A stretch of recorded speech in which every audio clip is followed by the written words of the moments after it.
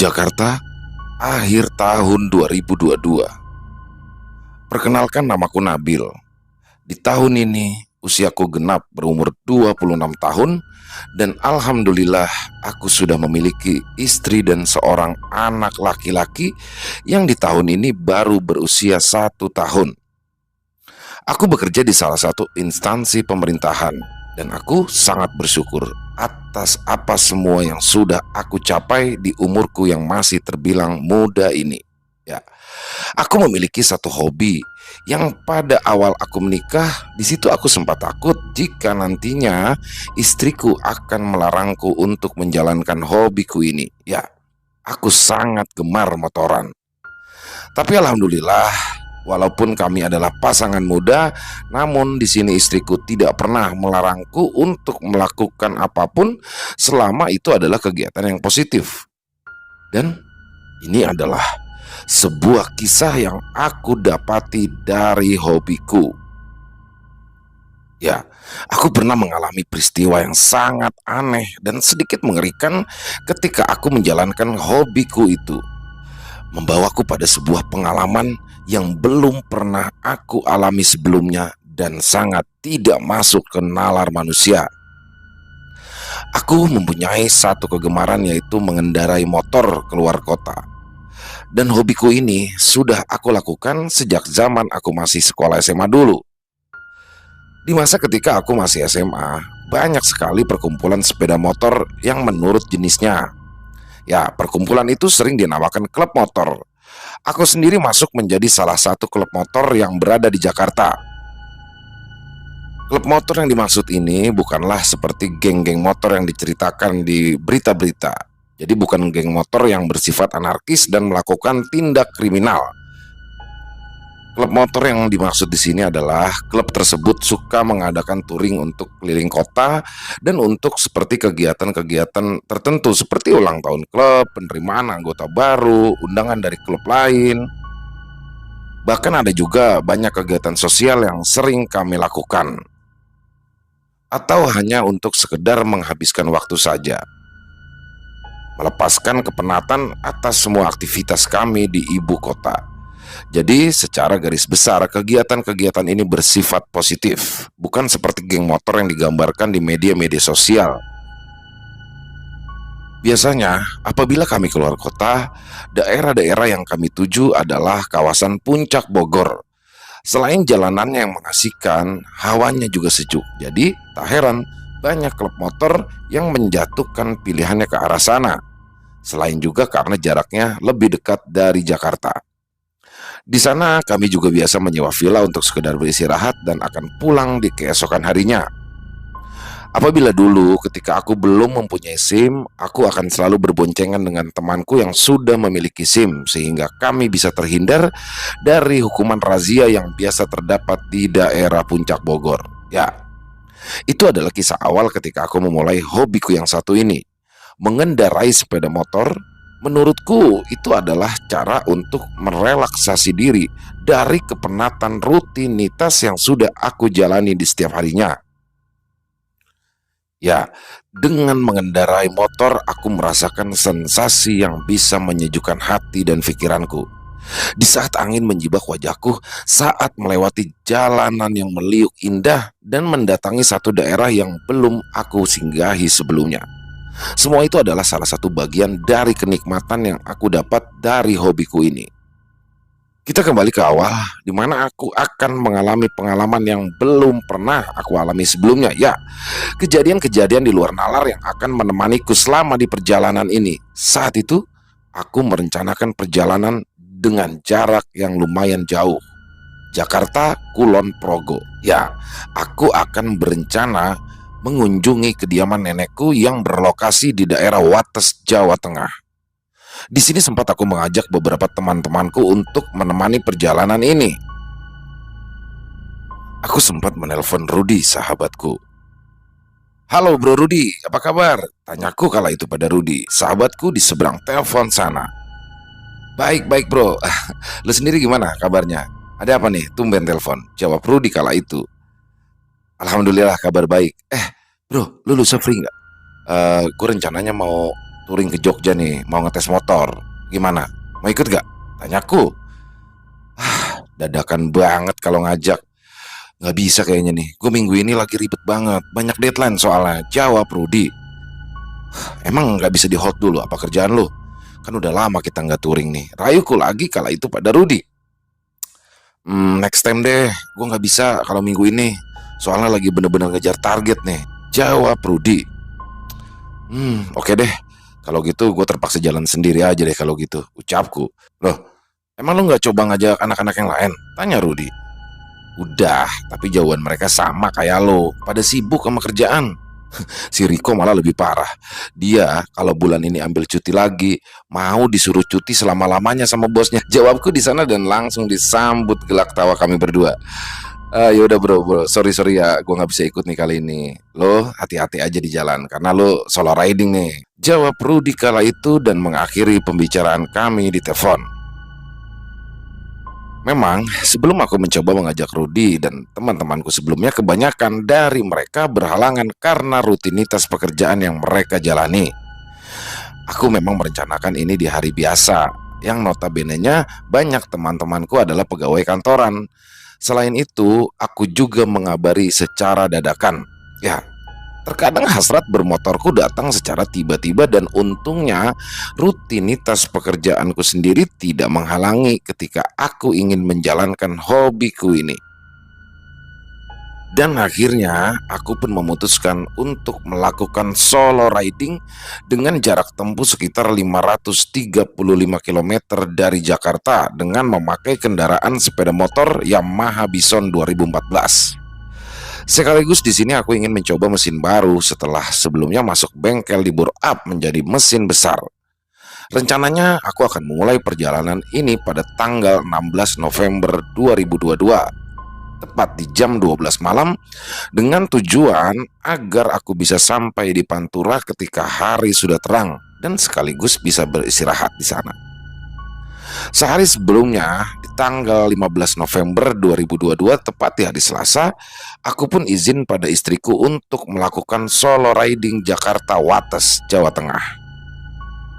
Di sini, istriku sempat melarang aku pergi sendirian karena dia khawatir jika aku melakukan solo riding, dan juga menyarankan agar aku bisa mengajak minimal satu teman saja ya untuk menemani perjalanan. Tapi aku mencoba menjelaskan jika aku sudah mengajak beberapa teman-temanku yang lain, tapi memang tidak ada yang bisa ikut. Aku pun mencoba meyakinkan istriku jika semua akan baik-baik saja. Dan pada jam 3 sore aku pun mulai packing untuk mempersiapkan segala sesuatu kebutuhanku untuk menginap sekitar 4 hari di Jogja.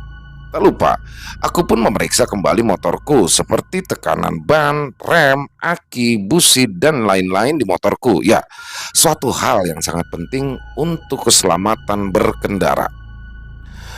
Kemudian di sana aku pun juga akan berencana akan traveling ke pantai Parangtritis dan mengunjungi wilayah pegunungan di sekitaran Magelang.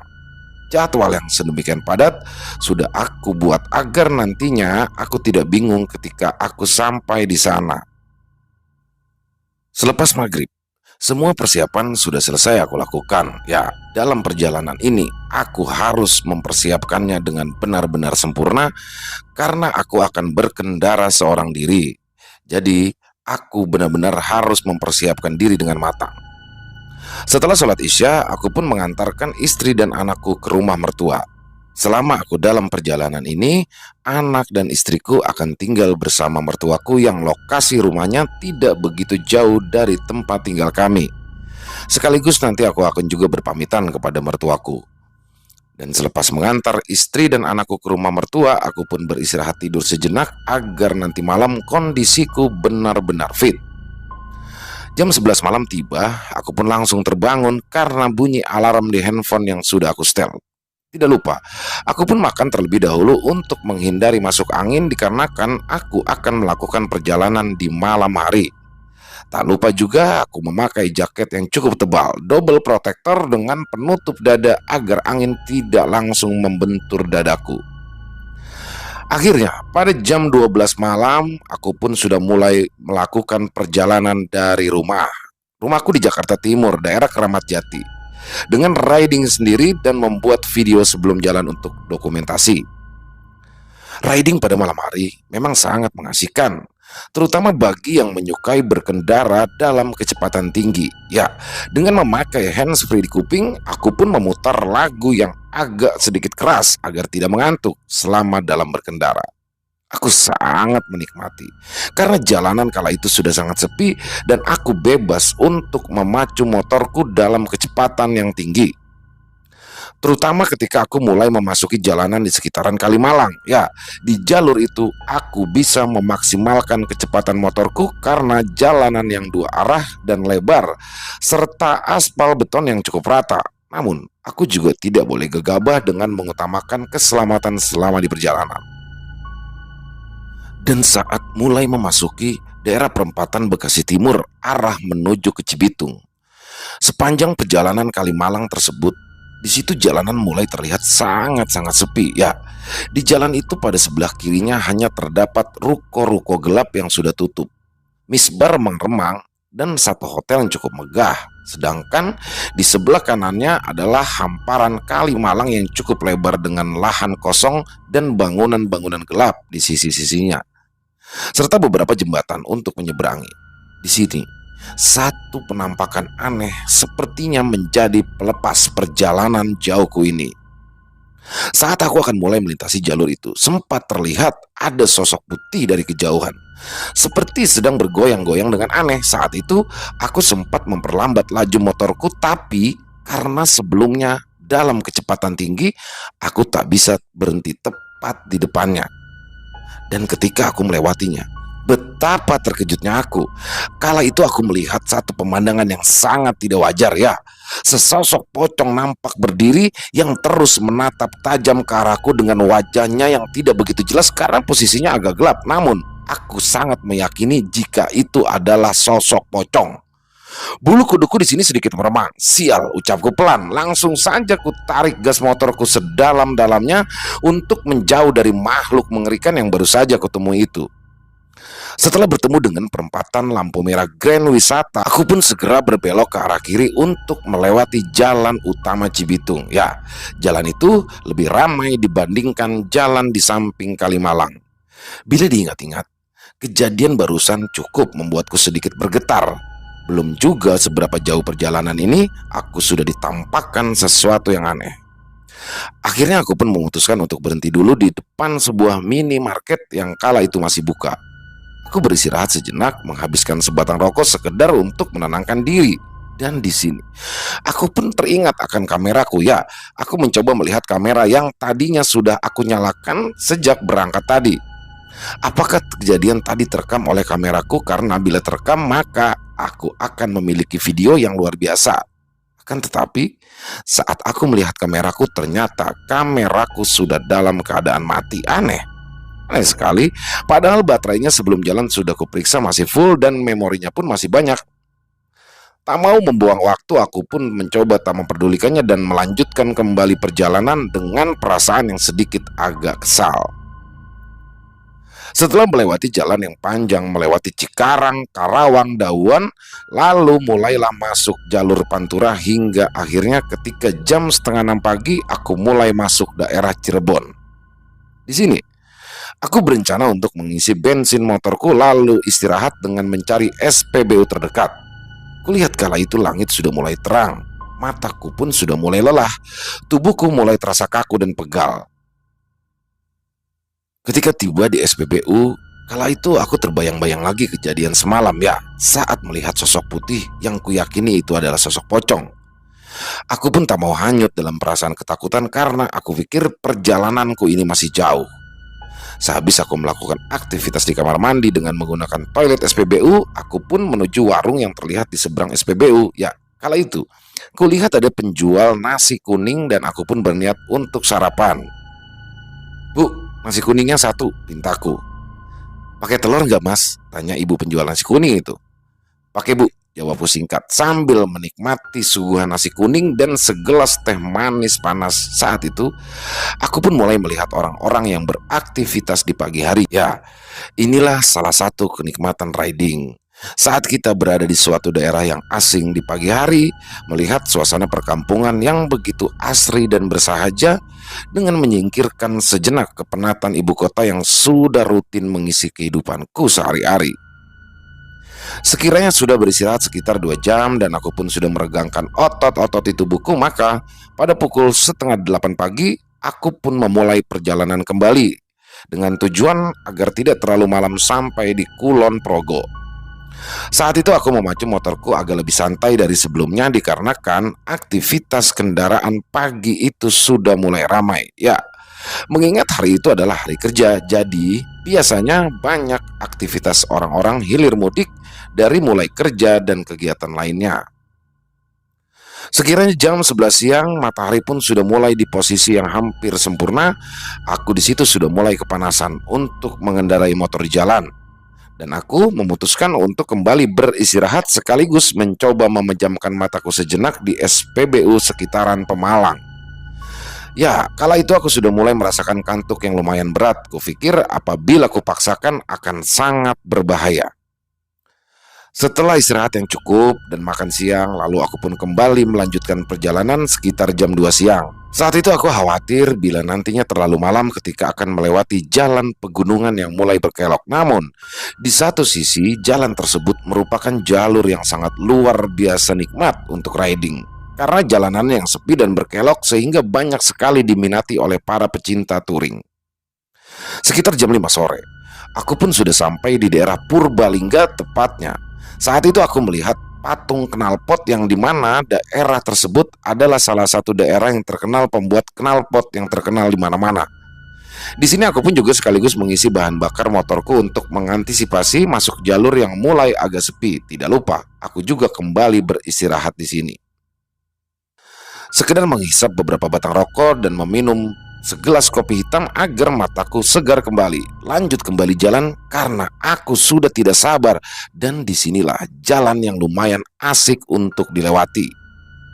Dan disinilah aku mengalami satu peristiwa yang sangat ganjil dan aku sampai saat ini belum menemukan jawabannya. Jam 6 sore bersamaan dengan azan maghrib yang sudah mulai masuk waktunya. Saat itu aku akan mulai memasuki kawasan Waduk Sempor yang menghubungkan ke arah Gombong. Kemudian aku pun berniat mencari warung untuk melaksanakan ibadah sholat maghrib. Di jalan itu aku tak menemukan satu warung pun yang buka. Dan setelah jalan beberapa lama, akhirnya kala itu aku pun menemukan warung yang kurasa masih buka. Benar saja, ternyata warung itu masih buka dan aku pun meminta izin kepada ibu penjaga warung untuk menumpang sholat maghrib. Selepas sholat maghrib, aku pun memesan satu gelas kopi hitam kepada ibu penjual warung itu. Saat itu kebetulan aku melihat si ibu ini berjualan sendirian dan tidak ada orang lain yang membantunya. "Sepi ya bu hari ini? Jalanan juga kayaknya kelihatan sepi ya?" tanyaku. "Oh iya mas, memang di sini kalau udah gelap jalanan itu agak sepi. Tapi ya kadang-kadang si 1-2 masih ada yang lewat," jawab ibu penunggu warung itu. "Oh gitu ya bu," jawabku. "Masnya mau kemana toh?" tanya ibu itu. "Oh saya mau ke Jogja, ke Wates lah tepatnya," jawabku. "Sendirian mas?" tanya ibu itu lagi. "Ya bu," jawabku singkat. Dalam penglihatanku sempat tersirat di benakku saat si ibu ini bertanya kepadaku. Ya, kulihat raut wajahnya yang sepertinya khawatir. Namun segera ku tepis pikiranku itu. Ya, aku tak mau selama di perjalanan ini rasa ketakutan menguasai kepalaku. Setelah rokok dan kopiku habis, aku pun pamitan kepada ibu penjaga warung itu.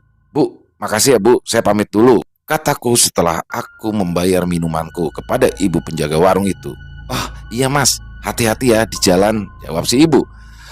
Aku pun kembali melanjutkan perjalanan. Sebenarnya rencanaku sebelum maghrib aku harus sudah melewati Waduk Sempor. Ternyata rencanaku di sini meleset, mungkin karena terlalu banyak beristirahat. Jam setengah 7 malam, aku pun baru memasuki kawasan Waduk Sempor. Sebelum jalan, aku menaruh handphoneku di stand holder yang ada di stang motor sambil menyetel lagu dan mencoba menyalakan map yang akan mengarahkanku ke Kulon Progo. Yang dimana di map tersebut terpampang waktu 2,5 jam untuk sampai tujuan. sekaligus melihat bensin yang kala itu kupastikan masih aman untuk sampai tujuan. Dan setelah semuanya kurasa siap, langsung saja kupacu motorku kembali. Di tengah perjalanan tersebut, aku sangat menikmati benar-benar suasana di sana. Ditemani alunan lagu yang kudengar dengan kondisi jalan yang sudah mulai gelap, ditambah rute yang sangat berkelok, sangat syahdu kurasa malam itu. Tak terfikir olehku jika jalan yang kulalui saat itu sangat-sangat sepi. Kulihat sudah jarang sekali orang yang melintas di sekitaran jalan itu. Sekitar 30 menitan aku pun sudah berjalan dengan motorku melaju dengan kecepatan yang lumayan tinggi. Lalu aku sempat berhenti untuk mengecek kembali map yang masih lumayan jauh. Kemudian aku pun melanjutkan perjalanan kembali berkendara sambil sesekali melihat jam di tanganku. Sekitar jam 19.50, aku seperti mulai merasakan keanehan. Ya, di sini aku merasa sedari tadi jalur ini seperti tidak ada habisnya. Ya, jalur yang kulewati di daerah waduk tersebut sambil melihat tebing-tebing yang menjulang tinggi dengan jalanan yang kecil di sekitaran itu, aku sempat curiga. Apa mungkin aku salah jalan? Langsung saja aku pun memeriksa kembali map yang terdapat di handphoneku sambil mencoba untuk mencari warung yang mungkin saja masih ada yang buka, dengan niatan untuk berhenti sekedar menenangkan diri. Kemudian dari kejauhan, aku pun melihat sebuah lampu warung dari kejauhan. Namun saat itu kulihat penjualnya sepertinya akan mulai menutup warungnya. Maka aku pun tak jadi singgah di warung itu. Aku hanya melintasinya dan berhenti di bawah sinar lampu jalan yang lumayan terang setelah itu, sekedar untuk beristirahat dan merokok sejenak, serta mencoba lagi mengecek map jalan yang sepertinya tak sesuai dengan perkiraanku. Setelah aku berhenti di atas motor sambil merokok karena warung yang tadi kulihat sudah tutup, tiba-tiba ada ibu-ibu sekitar umur 50 tahunan terlihat dari kaca spionku mulai datang menghampiriku. Ya, ternyata itu adalah ibu penjual warung yang tadi sedang akan menutup warungnya. "Mas, kayaknya si mas ini yang tadi sudah lewat sini ya. Kok balik lagi?" tanyanya. Dek, dengan sedikit kebingungan, aku pun menjawab, "Serius bu, memangnya saya sudah lewat sini?" Ya, aku merasa bahwa tadi aku sudah mengikuti arahan map yang sedari tadi sudah kunyalakan. Ibu itu pun berkata lagi, "Iya toh mas, masnya kan yang tadi ngopi di warungku, masa lupa?" Aku benar-benar terkejut di sini. Dan setelah kuperhatikan dengan seksama, ya, ibu itu adalah benar. Itu adalah ibu yang sama dengan ibu yang tadi ngobrol denganku di warung sebelumnya. Seingatku, saat aku berada di warung ibu ini, aku baru akan memasuki kawasan Waduk Sempor. Dan aku pun langsung mengecek map yang dimana tadi mengarah ke arah Kulon Progo. Terlihat di map, jarak tempuh dari tempat aku berhenti sekitar 2,5 jam. Betapa terkejutnya aku di sini. Ya, ini adalah jarak tempuh yang sama saat aku mulai berjalan memasuki Waduk Sempor. Lalu, pertanyaannya adalah, kemana saja aku sedari tadi? Seharusnya saat ini aku sudah tiba di Kulon Progo, tapi kenyataannya melewati kawasan Waduk Sempor pun belum. Kulihat jam kala itu sudah menunjukkan pukul 8:30 malam, tapi aku masih berada di sekitaran Waduk Sempor. Rasa panik, takut, lelah bercampur aduk menghinggap di kepalaku. Tanpa basa-basi, akhirnya aku pun menceritakan semuanya kepada ibu tersebut. Dan di sini aku meminta bantuannya untuk bisa menolongku agar bisa keluar dari kawasan waduk tersebut, serta mengantarku ke daerah Gombong. Mendengar semua peristiwa yang kuceritakan kepadanya, sang ibu pun merasa iba kepadaku. Lalu dia menelpon seseorang untuk bisa menolongku. Ya, ternyata ibu-ibu itu menelpon anaknya yang ternyata masih berumur sekitar 18 tahunan untuk bisa mengantarkanku keluar dari daerah waduk tersebut. Ibu itu pun berkata kepadaku, "Mas, nanti kalau bisa masnya sambil sholawatnya di jalan. Takutnya masnya masih disengin oleh makhluk halus penunggu di sini. Sekarang masnya dianterin sama anakku aja ya sampai jalan raya." Baik, baik bu. Terima kasih sebelumnya atas bantuannya, ucapku penuh haru. Akhirnya, setelah menunggu sekitar 10 menitan, anak si ibu itu pun datang. "Le, tolong kamu anterin si masnya ini sampai jalanan raya sana ya. Kasihan dia, dari tadi muter-muter aja di sini," ucap sang ibu kepada anaknya. "Ji Bu," jawab sang anak singkat. Aku pun langsung berkata kepada anak dari ibu penjaga warung tersebut, "Iya Mas, makasih.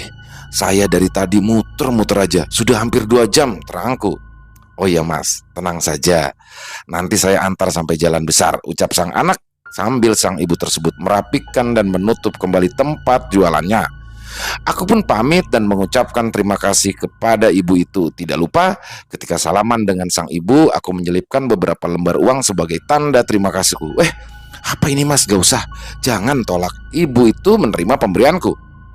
"Terima Bu, saya ikhlas. Karena ibu sudah baik mau menolong saya harap ibu terima ya," paksaku sambil meninggalkan ibu itu menuju motorku yang terparkir tidak jauh dari warungnya. Dan anehnya, bensin motor yang aku kendarai berkurang 1 bar, yang kira-kira menurut sepengetahuanku sekitar 2 liter, dan mesinnya pun kurasa sangat panas, seperti benar-benar habis melakukan perjalanan yang sangat jauh. Memang ketika aku tersesat berputar-putar di waduk tersebut, hampir 2 jam aku melaju tanpa henti. Dan setelah diantar oleh anak sang ibu tersebut, kala itu hanya membutuhkan waktu sekitar 10 atau 15 menit dan kami pun sudah sampai di jalan raya yang aku maksud adalah Jalan Gombong Raya. Aku pun mengucapkan banyak terima kasih kepada sang anak tersebut dan menitipkan salam untuk ibunya yang sudah berkenan membantuku keluar dari waduk tersebut. "Mas, terima kasih banyak ya sudah mau membantu.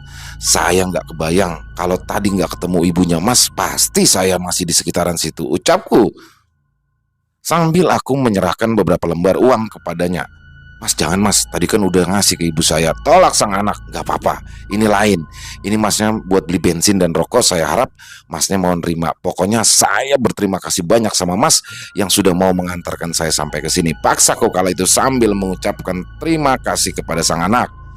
Akhirnya di sini kami pun berpisah. Sang anak izin pamit untuk kembali kepada ibunya. Setelah posisiku berada di Jalan Gombong Raya, saat itu waktu menunjukkan jam setengah 10 malam. Aku pun bergegas langsung mencari SPBU untuk mengisi bahan bakar motorku dan berniat melihat lini masa di Maps karena rasa penasaran kemana saja aku tadi. Dan setelah sampai di SPBU mengisi bahan bakar motorku, segera aku mencari spot istirahat untuk mencoba melihat lini masa map di handphoneku. Setelah menemukan tempat yang kira-kira cocok, aku pun menyalakan sebatang rokok. Lalu di situ, betapa terkejutnya aku ketika di map tersebut, di lini masa di handphoneku menunjukkan bahwa aku tadi hanya bolak-balik saja di jalanan itu sekitar 2 jam kurang lebih. Aku pun menepuk kepalaku. Dalam benakku berkata, "Aduh, apa sekali diriku di perjalanan ini. Di awal sudah ketemu pocong, lalu aku disasarkan di waduk Sempor. Entahlah, habis pikir aku dibuatnya." Namun dari semua itu aku pun masih sangat bersyukur karena masih diberi keselamatan oleh Sang Maha Pencipta. Mungkin ini sebagai pembelajaran untukku untuk riding selanjutnya di masa yang akan datang. Dan sekitar jam 10 malam aku pun kembali melanjutkan perjalanan mengarah Kulon Progo. Tak lupa aku pun menyetel kembali mapsnya dengan untuk mengecek kuota dan sinyalku agar kejadian tadi di waduk tidak terulang. Kulihat di map sekitar 2 jam lagi maka aku akan sampai di tempat tujuan. Dan sekitar jam 12 malam akhirnya aku pun tiba di rumah nenekku yang berlokasi di kota Wates, Kulon Progo, Jawa Tengah. Alhamdulillah aku pun tiba di lokasi dengan selamat. Hanya kejadian tadi di waduk Sempor sampai saat ini masih terus terngiang-ngiang di kepalaku. Apa yang sebenarnya terjadi? Di mana tadi aku selama 2 jam berputar-putar di situ tanpa jelas, dan yang jelas aneh, aku sudah mengikuti map yang ada di handphoneku. Tapi aku pun mencoba untuk tidak menghiraukannya dan menikmati masa-masaku di Jawa Tengah ini dalam rangka liburan. Setelah selesai dengan segala kegiatanku, awalnya aku berniat kembali ke Jakarta dengan riding kembali. Tapi di sini aku mengurungkan niatku karena ada perasaan yang aneh dan tidak enak aku rasakan kala itu. Dan jujur saja, aku masih trauma dengan kejadian di waduk Sempor.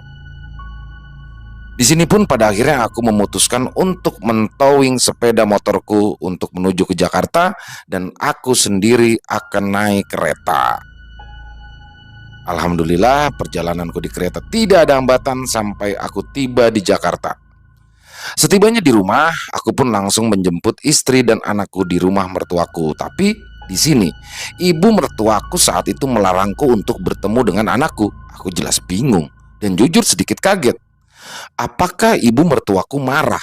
Aku pergi motoran hingga sampai-sampai aku pun dilarang untuk bertemu anakku. Batinku kala itu, tapi ternyata di sini ibu mertuaku menjelaskan jika aku pulang tidak sendiri.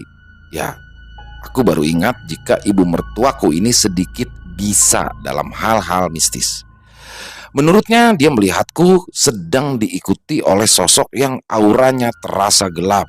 Tapi beliau hanya bisa merasakan tapi tidak bisa untuk lebih dari itu.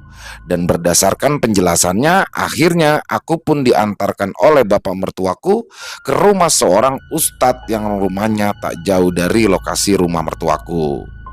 Di rumah Pak Ustadz ini aku menceritakan tapi tidak secara detail ya kejadian selama aku solo riding.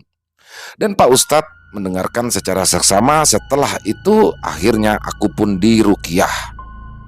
Selama proses ruqyah, aku di situ muntah habis-habisan seolah-olah seluruh isi perutku dikuras habis. Pak Ustadz di sini juga menjelaskan sama seperti yang ibu mertuaku jelaskan bahwa aku katanya telah diikuti oleh sosok yang dimana Pak Ustadz di sini tidak menjelaskan sosok tersebut. Yang jelas sosok tersebut sudah mengikutiku dari Waduk Sempor. Dan setelah proses ruqyah selesai, aku pun dipersilakan pulang oleh Pak Ustadz. Namun beliau menyarankan agar malam ini aku jangan tidur dulu bersama anakku, paling tidak sampai besok, untuk menjaga hal-hal yang tidak diinginkan. Karena memang anak bayi masih akan rentan akan hal-hal gaib. Dan keesokan harinya alhamdulillah badanku pun sudah terasa lebih segar dan enteng. Ibu mertuaku pun juga berkata jika ia melihat aura gelap itu sudah benar-benar hilang dari tubuhku. Aku pun bisa berkumpul lagi bersama keluarga kecilku dan di keesokan harinya aku sudah mulai bekerja seperti biasanya lagi. Apakah di sini aku kapok untuk solo riding lagi? Jawabannya tentu tidak. Ya, hobiku tetap menjadi hobiku, akan tetapi kedepannya aku akan lebih berhati-hati dan lebih menjaga sikap dan ucapan jika akan melintasi daerah-daerah yang baru. Dan pastinya ibadah sholat janganlah sampai tertinggal. Dan semoga kisahku ini bisa menjadi pembelajaran bagi kita semua, terutama untuk para bikers yang ada di seluruh Indonesia. Selesai. Wow, luar biasa kisah perjalanan yang luar biasa dari Bang Nabil. Wah, Bang Nabil ini langsung ya. Jadi saya ini langsung berkomunikasi dengan Bang Nabil langsung ya. Kita ngobrol, jadi langsung ini kisah ini saya dapatkan sendiri langsung dari sang narasumber dan luar biasa kisahnya. Semoga bisa menjadi pembelajaran buat kita dan sampai saat ini Bang Nabil sendiri belum mencari jawabannya ya, belum mencoba mencari bertanya ke orang pintar atau manapun. Yang jelas sih kalau kesimpulan saya ya pada kisah Bang Nabil tadi di Waduk Sempor, dia sudah mengikuti map padahal, tapi hanya berputar-putar saja di situ. Nah, itu adalah sesuatu yang tidak bisa dipakai nalar karena sudah melihat map, harusnya dia tepat dong sampai tujuan, tapi kenapa bisa berputar-putar ya? Di 2 jam itu mungkin Bang Nabil sudah berada di alam lain, yang mana tanpa dia sadari dia berjalan menikmati keindahan alam itu, padahal itu bukan alam kita sesungguhnya. Tapi itu menurut prediksi saya ya, karena 2 jam dia berjalan berputar-putar, bensinnya hanya berkurang 1 bar. Ini adalah suatu hal yang tidak mungkin dan ini sekali lagi adalah kisah nyata based on true story. Tapi kembali lagi kami kembalikan ke para pendengar untuk percaya atau tidaknya itu hak para pendengar masing-masing. Dan terima kasih buat Bang Nabil, semoga sukses ke depannya nanti dengan usia yang masih muda luar biasa Bang Nabil. Semoga juga ada kisah-kisah lagi yang akan bisa diberikan kepada kami. Dan buat untuk teman-teman yang mau menuliskan komentar pendapatnya tentang kejadian Waduk Sempor tadi, silakan bisa tulis di kolom komentar ataupun hanya sekedar saling menyapa, silakan kami akan insya Allah akan membalasnya satu persatu. Dan buat yang suka dengan videonya silakan bisa diklik tombol like-nya, tombol jempolnya. Buat yang belum subscribe, yuk diklik tombol merah subscribe-nya agar teman-teman bisa mendapatkan notifikasi dari konten-konten yang akan kami upload selanjutnya. Oh ya, dan sekali lagi nih, Di kemarin malam kami sempat mengupload Bu Asih, warung kopi Bu Asih full version. Di situ pasti ada pro dan kontra ya. Beberapa dari teman-teman mungkin ada yang berkomentar udah kehabisan kisah ya. Kok kisah lama di-up lagi? Ada beberapa yang berkomentar di situ. Ya, itu sekali lagi itu adalah bentuk karena menurut saya warung kopi Bu Asih itu adalah salah satu kisah yang saya tulis pribadi dan itu benar-benar menjadi masterpiece buat saya ya.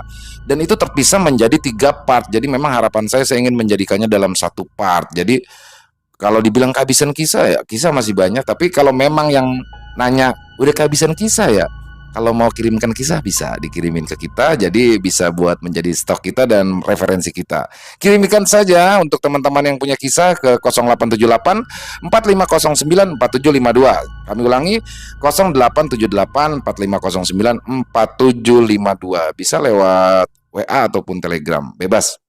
Jadi sekali lagi yang kemarin itu bukan kehabisan kisah, yang jelas saya ingin memang pengen banget gitu ya, pengen banget warung kopi Bu Asih ini saya satukan menjadi dalam satu kisah gitu ya. Karena dulu yang di part 1 itu tuh masih audionya masih kurang bagus, dan part 1 part 2 lah masih kurang bagus itu. Jadi itu aja ya, dan kemarin agak terputus-putus sedikit tuh karena rupanya kalau 2 jam gitu perangkat saya belum bisa dengan baik ya. Jadi mohon maaf apabila ada kekurangan dalam warung kopi Bu Asih full version kemarin. Dan di akhir kata saya mengucapkan permohonan maaf apabila ada kesalahan dalam berkata-kata. Mohon dibukakan pintu maaf. Dan sampai berjumpa lagi di konten-konten kami selanjutnya di Extreme Movie. Masih bersama saya Ilo. Salam sehat sukses selalu untuk kita semua. Amin amin ya robbal alamin. Assalamualaikum warahmatullahi wabarakatuh.